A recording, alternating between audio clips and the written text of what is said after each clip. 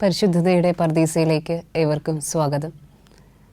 വളരെ ചുരുങ്ങിയ ഒരു കാലഘട്ടം ഈ ലോകത്തിൽ ജീവിച്ച് വിശുദ്ധിയുടെ പരിമളം പരത്തിക്കൊണ്ട് പറന്നകുന്ന ഒരു കുഞ്ഞു വിശുദ്ധ ജീവിതത്തെക്കുറിച്ചാണ് നമ്മളിന്ന് ശ്രവിക്കുക.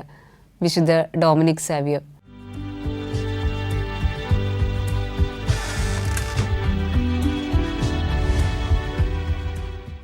അദ്ദേഹം ജനിച്ചത് നോർത്തേൺ ഇറ്റലിയിലെ റിവ എന്ന് പറയുന്ന സ്ഥലത്താണ്. 1848 ഏപ്രിൽ 2 വളരെ ദരിദ്രമായൊരു കുടുംബത്തിലേക്കാണ് ഡൊമിനിക് സാവിയോ ജനിക്കുക. അദ്ദേഹം വളരെ ദരിദ്രമായൊരു അവസ്ഥയിലായിരുന്നെങ്കിൽ ജീവിച്ചിരുന്നെങ്കിൽ കൂടിയും അദ്ദേഹത്തിൻ്റെ മാതാപിതാക്കൾ ഏറ്റവും വിശുദ്ധിയിൽ വളർത്തുവാനായിട്ട്, ദൈവഭക്തിയിൽ വളർത്തുവാനായിട്ട് പരിശ്രമിച്ചിരുന്നു. ഡൊമിനിക്കിനെ കുറിച്ച് പറയുകയാണെങ്കിൽ ഡൊമിനിക്ക് വളരെ നന്നായി പഠിക്കുന്ന ഒരു കുട്ടിയായിരുന്നു. പഠിക്കുന്ന കാര്യത്തിൽ പഠന മികവ് ഡൊമിനിക്കിൻ്റെ ഒരു പ്രത്യേകതയായിരുന്നു. അതുകൊണ്ട് തന്നെ സ്കൂളിലായിരുന്നെങ്കിലും ഡൊമിനിക്കിന് പഠന കാര്യങ്ങളിൽ യാതൊരു സംശയം കൂടാതെ എല്ലാ കാര്യങ്ങളിലും നല്ലൊരു മികവ് പുലർത്തിയതൊരു കുട്ടിയായിരുന്നു. ആദ്യ കാലഘട്ടങ്ങളിൽ ഒരു ഗ്രാമത്തിലെ ഒരു സ്കൂളിലാണ് സ്കൂൾ ജീവിതം നയിക്കുന്നത്. അതിനുശേഷം തുടർന്നുള്ള വിദ്യാഭ്യാസം ഒരു മുനിസിപ്പൽ സ്കൂളിലാണ് പിന്നീട് നടത്തുക. അപ്പോൾ ഈ സമയങ്ങളിലെല്ലാം ഡൊമിനിക്ക് ഏറ്റവും മാതൃകാപരമായൊരു ജീവിതമാണ് തൻ്റെ വിദ്യാഭ്യാസ കാലഘട്ടത്തിൽ നയിച്ചിരുന്നത്. അതുതന്നെയാണ് ഡൊമിനിക്കിൻ്റെ ജീവിതത്തെക്കുറിച്ച് പറയുമ്പോൾ എപ്പോഴും എടുത്തു പറയാൻ പറ്റുന്ന കുറേ കാര്യങ്ങൾ. ഡൊമിനിക്ക് സ്കൂളിലായിരുന്ന സമയങ്ങളിലൊക്കെ പ്രത്യേകിച്ച് സഹപാഠികളോടൊക്കെ ഏറ്റവും മാതൃകാപരമായൊരു ജീവിതമാണ് ഡൊമിനിക്ക് നയിച്ചിരുന്നത്. ഡൊമിനിക്കിൻ്റെ ചില സംഭവങ്ങൾ, ആ സ്കൂൾ ജീവിതത്തിൻ്റെ ചില സംഭവങ്ങളൊക്കെ പറയുകയാണെങ്കിൽ, ഒരിക്കൽ ഒരു കുട്ടി ഒരു വളരെ ഗൗരവമേറിയ ഒരു തെറ്റ് ചെയ്യുകയുണ്ടായി. അപ്പോൾ അവിടുത്തെ അധ്യാപകൻ കണ്ടില്ല ആരാണ് തെറ്റ് ചെയ്തതെന്ന്. അധ്യാപകൻ ക്ലാസ്സിൽ വന്നിട്ട് പറയുന്നുണ്ട്, ആരാണ് തെറ്റ് ചെയ്തതെന്ന് വെച്ചാൽ എത്രയും വേഗം ശിക്ഷയെ ലഭിക്കാതിരിക്കണമെങ്കിൽ എത്രയും വേഗം ഏറ്റു പറയണമെന്ന് പറയുന്നു. അപ്പോൾ തെറ്റ് ചെയ്ത കുട്ടി അത് ആരാണെന്ന് അവിടെയുള്ള കുട്ടികൾക്കൊക്കെ അറിയാം. പക്ഷേ ചിലർ ചേർന്ന് ഡൊമിനിക്കിൻ്റെ പേരാണ് പകരം പറയുന്നത്. പക്ഷേ ഡൊമിനിക് കുറ്റം ചെയ്ത കുട്ടി അത് സമ്മതിക്കുന്നുമില്ല. അപ്പോൾ ഡൊമിനിക്കിന് ആളാരാണെന്നറിയാം. പക്ഷേ ഡൊമിനിക്ക് വളരെ നിശബ്ദനായി കുറ്റം ആരോപിക്കപ്പെടുമ്പോൾ അത് സ്വന്തമായിട്ട് ഏറ്റെടുക്കുകയാണ്. അങ്ങനെ അധ്യാപകൻ ഡൊമിനിക്കിനെ വിളിക്കുന്നു. എന്നിട്ട് ഡൊമിനിക്കിന് ഒരു വാർണിംഗ് കൊടുക്കും.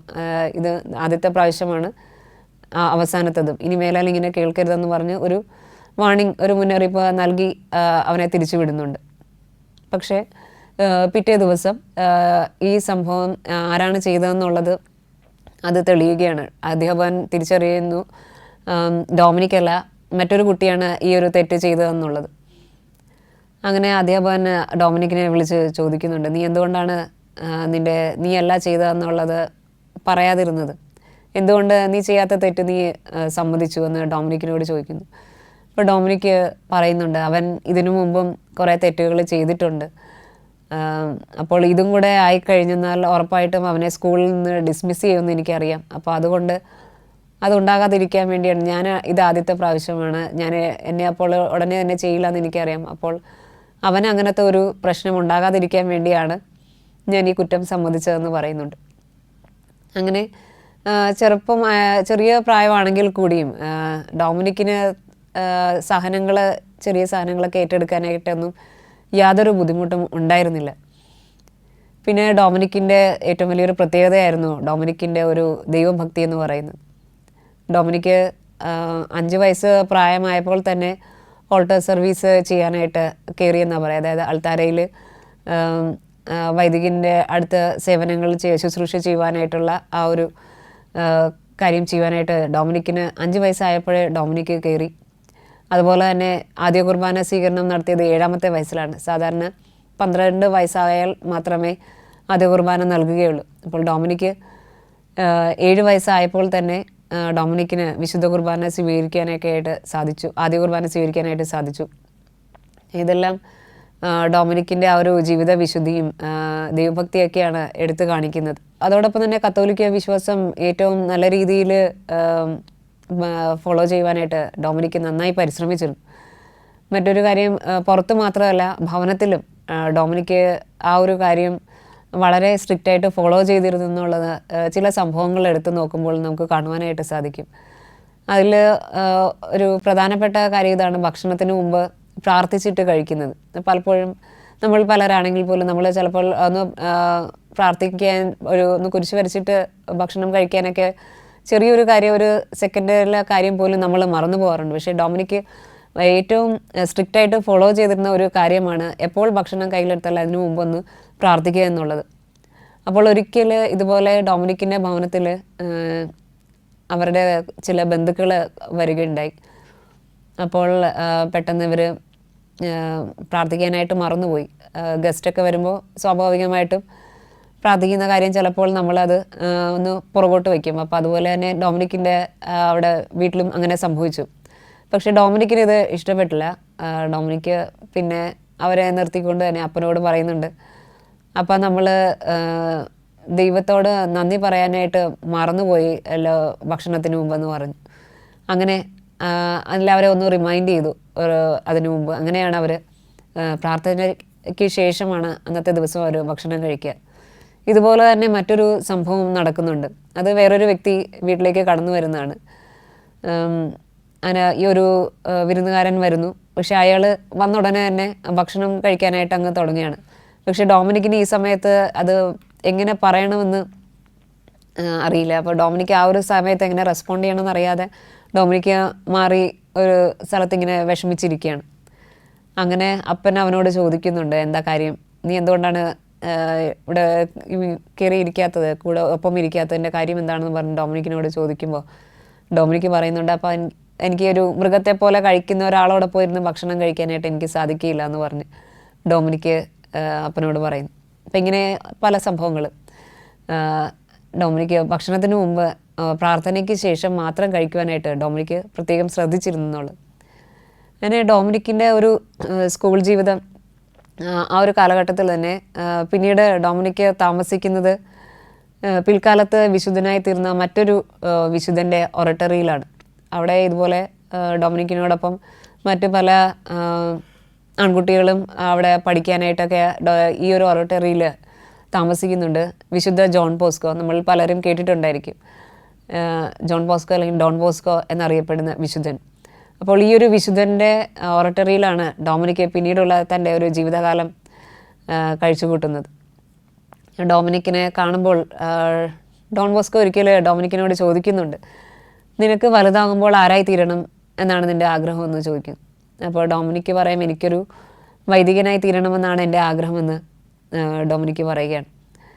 അപ്പോൾ എന്നാൽ പിന്നെ ഡൊമിനിക്കിനെ ഒന്ന് പരീക്ഷിച്ച് കളയാം എന്നുള്ള ധാരണയിൽ, വൈദികനാണെങ്കിൽ പഠനം നിർബന്ധമാണല്ലോ, അപ്പോൾ ഇവൻ എത്രത്തോളം പഠിക്കുമെന്നറിയാൻ എന്ന് പരീക്ഷിക്കാം എന്നുള്ള ധാരണയിൽ ഡോൺ ബോസ്കോ ഒരു പ്രാർത്ഥനാ പുസ്തകം എടുത്തിട്ട് അതിലൊരു ചാപ്റ്ററിൻ്റെ ഒരു അധ്യായത്തിൻ്റെ ഒരു പേജ് കാണിച്ചിട്ട് പറയും, ഇത് പോയി നീ പഠിച്ചിട്ട് എന്നെ കൊണ്ടുവന്ന് കാണിക്കുക എന്ന് പറഞ്ഞ് അവൻ്റെ കൊടുത്തു വിടുകയാണ്.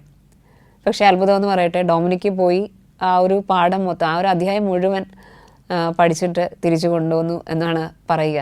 അപ്പോൾ ഇത്രത്തോളം അങ്ങനെ അദ്ദേഹം ഡൊമിനിക്ക് തിരിച്ചു കൊണ്ടുവരുമ്പോൾ അദ്ദേഹം ചോദിക്കുന്നുണ്ട്, നീ അത് ആ ഒരു പേജ് പഠിച്ചു കഴിഞ്ഞോ, നന്നായി പഠിച്ചോ എന്ന് ചോദിക്കുമ്പോൾ ഡൊമിനിക്ക് പറയുന്നത്, ഞാൻ ആ അധ്യായം മുഴുവൻ പറഞ്ഞു കേൾപ്പിച്ചോട്ടെ എന്ന് പറഞ്ഞാണ് ജോൺ ബോസ്കോയോട് ചോദിക്കുക.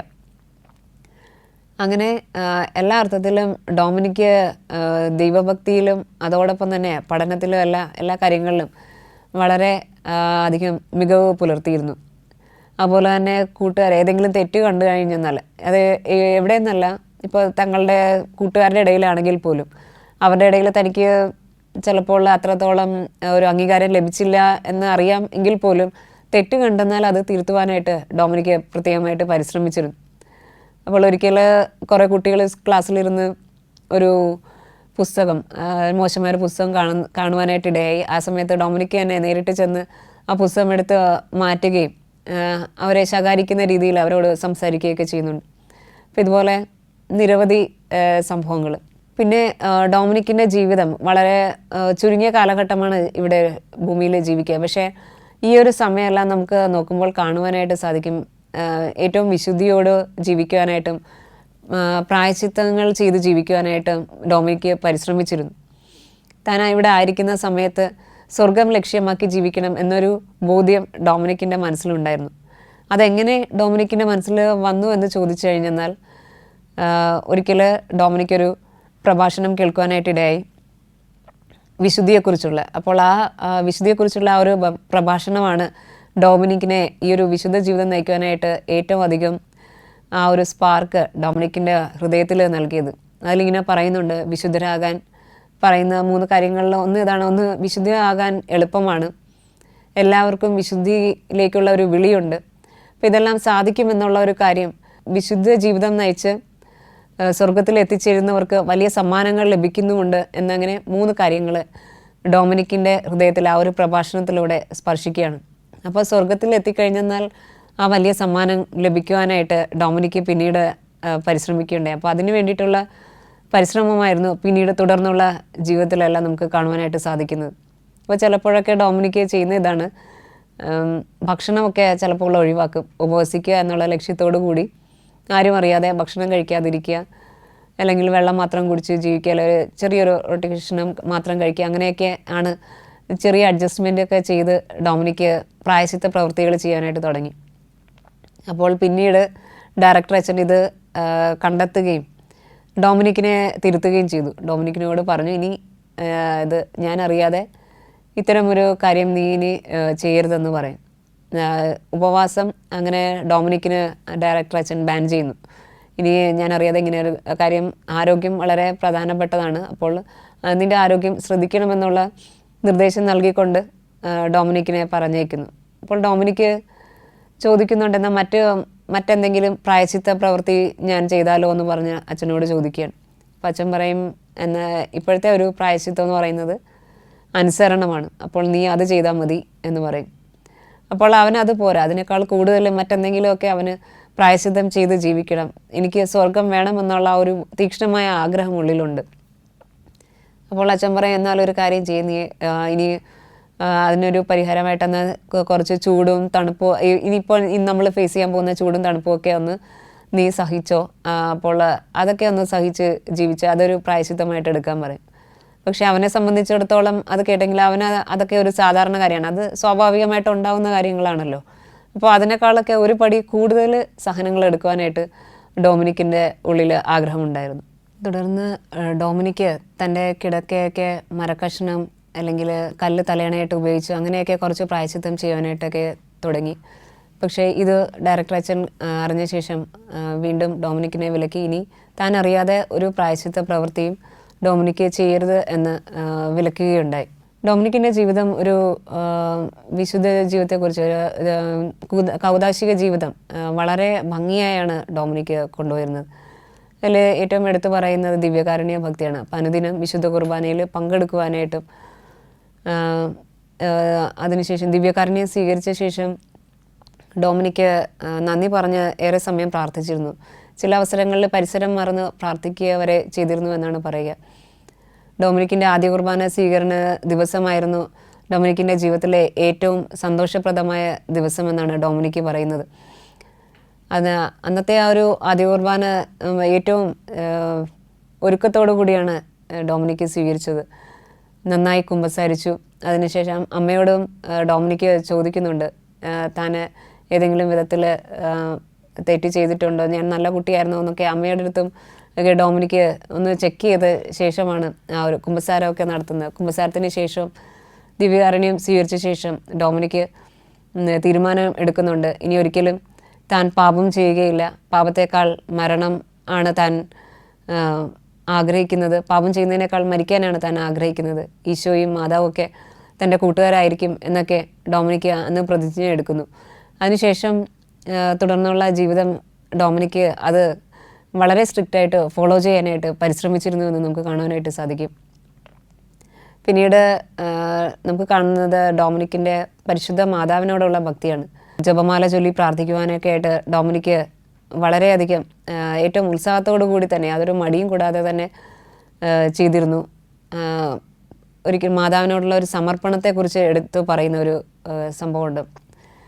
ഡൊമിനിക്ക് തന്നെ പരിശുദ്ധ കന്യാമറിയത്തിന് സമർപ്പിച്ച് കൊണ്ട് പ്രാർത്ഥിക്കുന്നുണ്ട്, ഓ മറിയമേ, എന്നെ നിൻ്റേതായിട്ട് കാത്തുകൊള്ളണമേ എന്ന്. ഒരിക്കൽ പ്രാർത്ഥിക്കുന്നുണ്ട്.